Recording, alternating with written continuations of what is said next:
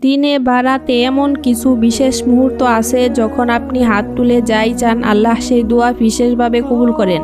সমস্যা হলো এই মুহূর্তগুলো প্রতিদিন আমাদের সামনে দিয়েই চলে যায়, অথচ আমরা টেরই পাই না। আজকের ভিডিওতে আমি বলবো এমন 8টি সময়ের কথা যেগুলো আপনি ঘরে বসেই প্রতিদিন কাজে লাগাতে পারবেন। শেষ পর্যন্ত থাকবেন, কারণ শেষের সময়টা এত সহজ, শুনে আপনি অবাক হয়ে যাবেন। চলুন শুরু করি। বিসমিল্লাহির রহমানির রহিম। আজানের পর দিনে 5 বার আজান হয়, আর প্রতিটা আজানের পরে একটা দোয়া কবুলের দরজা খুলে যায়। মুয়াজ্জিন আজান শেষ করার পর দুরূদ পড়ে তারপর মন খুলে যান, এই সময়টা ফেলে দেবেন না। আজান আর ইকামতের মাঝের সময়, এই মুহূর্তটা আমরা সবচেয়ে বেশি নষ্ট করি। আজান হয়ে গেছে, ইকামত এখনো হয়নি, এই মাঝের সময়টায় আমরা গল্প করি, ফোন দেখি, অথচ রাসূলুল্লাহ সাল্লাল্লাহু আলাইহি ওয়াসাল্লাম বলেছেন এই সময়ের দোয়া ফিরিয়ে দেওয়া হয় না। তাই এই ফাঁকা সময়টা এখন থেকে দোয়ায় কাজে লাগান। সিজদার সময়, বান্দা তার রবের সবচেয়ে কাছে থাকে যখন সে সিজদায় থাকে। তাই ফরজ সালাতের পাশাপাশি নফল সালাতের সিজদায় একটু বেশি সময় নিন, আর নিজের ভাষায় নিজের প্রয়োজনটা আল্লাহকে বলুন।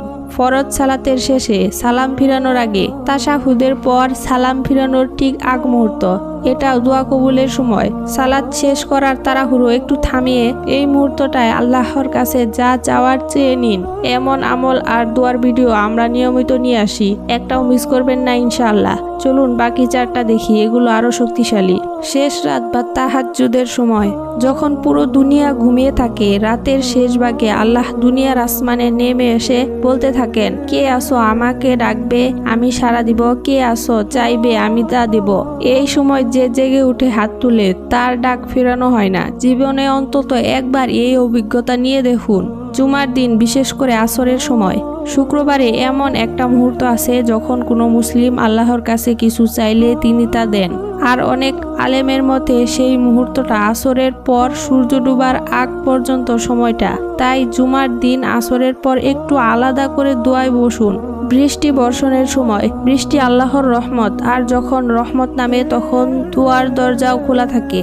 তাই পরের বার বৃষ্টি নামলে জানালার পাশে দাঁড়িয়ে সেই রহমতের মুহূর্তে হাত তুলে চেয়ে নিন। ভোরে মোরগের ডাক শুনলে, রাসূলুল্লাহ সাল্লাল্লাহু আলাইহি ওয়াসাল্লাম বলেছেন, যখন তোমরা মোরগের ডাক শুনবে তখন আল্লাহর কাছে অনুগ্রহ চাও, কারণ সেই মুহূর্তে মোরগ একটি ফেরেশতা দেখতে পায়। সুবহানাল্লাহ। ভোরের এই সাধারণ শব্দটার পেছনেও যে এত বড় ইশারা লুকিয়ে আছে কে জানতো।